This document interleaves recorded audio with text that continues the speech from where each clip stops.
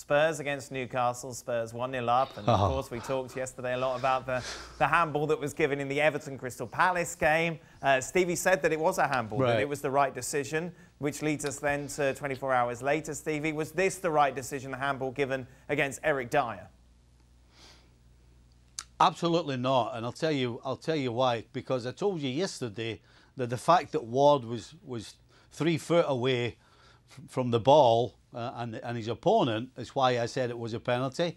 And the reason I'm saying this is not a penalty is because Eric Dier is about 6 inches. His body's about 6 inches away from Andy Carroll, and his arms away from his body, yes, because he's in the air, and that's why it's not a penalty. I can't make it any clearer than that. It's all about how close you are to your opponent. And if you're 6 inches away and the ball hits your arm, that's not a penalty. Don? I was at Selhurst Park yesterday when the Joel Ward penalty got given, and I said in commentary I'd be stunned if it was given. And I looked at the referee when he went to the monitor and gave the penalty, and I was really close from the gantry to people like Andros Townsend and Wilf Zaha and Joel Ward, and they sort of laughed with it's a little bit of embarrassment, really, because the players know, Dan, when you play the game, when you are an athlete, go back to Victor Lindelof last week. All Victor Lindelof was guilty of was running, which therefore his arms are in a natural direction, not unnatural, a natural run and gait. That gets given as a penalty. Joel Ward, the ball got headed off him from Luca Dean from a yard away. You can't react. You can't get your hand out of the way. And then the one today that we've seen in the Spurs game. I'm not sure if you're playing on the pitch now, what you can actually do when someone hits the ball off your arm for 1 yard, 2 yard, 3 yards away. It's impossible. You've got no reaction time whatsoever. Go on, Stevie. No, he wasn't a yard away because he wasn't touch tight, you know. And I'm coming from a point of where they have to decide on something, and why not that? A proper defender is touch tight, and if you're touch tight, then it can't be a penalty. If you're further away, then it's a penalty. You know, there has to be some sort of conclusion to this, because it's just it seems we're all getting further and further apart whether one's a penalty or not. We need to come to some sort of conclusion and say, right, try and get this down to something pretty straightforward, and that to me is straightforward. If you're touch tight, it's not a penalty. If you're not, if you're any further distance away, it is.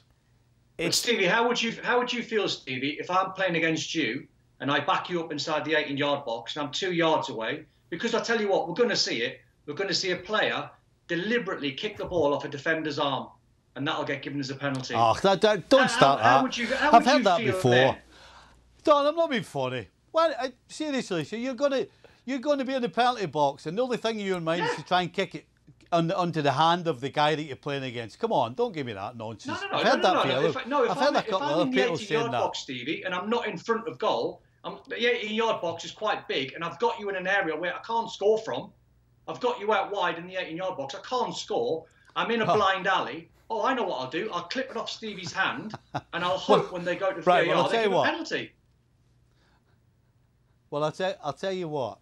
A, I'd love to count on one hand how many players are going to try that, and B, if you can do that without it being so bleeding obvious, then you're having a laugh. Well, the referees won't know. I could just say to a referee, I tried to cross it, ref. Oh. No, you're not. I say it in jest. I'm deliberately kicking the ball at the guy's arm. Don, how do you? I would do that. How do you fix it then, Don? How do you fix this handball controversy? I saw you would. Well, listen, I'm not the oracle on it, Dan, but I think what we've got to try and do when IFAB are having all these meetings is have an ex-professional on board. There are lots of there's lots of it's made up mostly of ex-professionals, isn't it? There's a lot of them there. Van Basten is there. You know, Shaka Hislop was there until they realised that he was a goalkeeper. You know, But surely, if you say to Van Basten and you show him the Victor Lindelof handball, do you think in your heart of hearts, does this sit right with you? So how do you, as Don Hutchison, how do you fix it?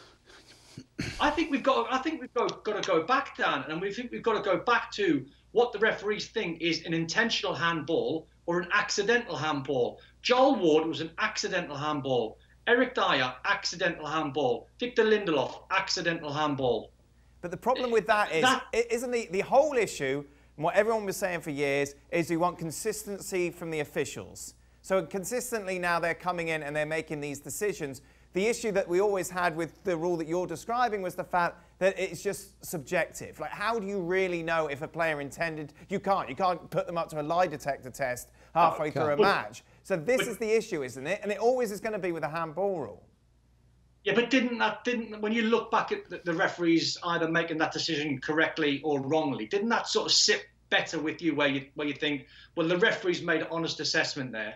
The referees now in Europe are governed by IFAB and the governing bodies to give penalties. Listen, a referee would never tell you, but if you sat down with a referee and said to them, do you think Lindelof was handball? Do you think Joel Ward was handball? Do you think Eric Dier was handball? Off the record, they'll probably say no. But that's the laws and the rules that they've got to go by. So I don't blame the officials for giving them. It's the laws and the governing bodies for introducing this type of rule. Stevie? So there you go. Make the law about distance. And you can't. Everybody can. You know, some people will like it and some people won't like it. The way that, you know, some people didn't like it was down to the ref's interpretation of whether it was if it was meant or not. Then if we can get rid of the interpretation and make a rule, what's wrong with distance? You know, I called it touch tight. Make it whatever. If you're within a certain distance, then it can't be a penalty. I'm still kicking off your hand. And then you can't. And then there's no argument. It's like the offside draw on the line. You can't argue with it. Sorry? Well, you can because what's the distance? If you say a yard, what happens if it's a yard and a half? Oh, you can't. Hey, what do you think VAR's for? Are you telling me VAR can't measure a distance? So there you go. There's straight away. I'm not saying everybody's going to agree with that. I'm not saying it's right, and I'm not saying it's wrong. I'm just saying it's a straightforward outcome instead of what we're doing now of everybody thinking one thing or another. Thank you very much, boys. I'm pretty sure this is the last time we're ever going to discuss this. So thank you very much for that. I think we've tied a nice bow over the handball rule. Just taking a look at some of the other results from today. Leeds United made it 2 wins out of 3, a 1-0 victory away over Sheffield United, who've struggled to start the season. And in the late game, big surprise, West Ham thrashing Wolves 4-0. Well, thank you very much for watching ESPN on YouTube. For more sports highlights and analysis, be sure to download the ESPN app. And for live streaming, premium content, and let's not forget as well, ESPN FC 7 days a week. Subscribe to ESPN+.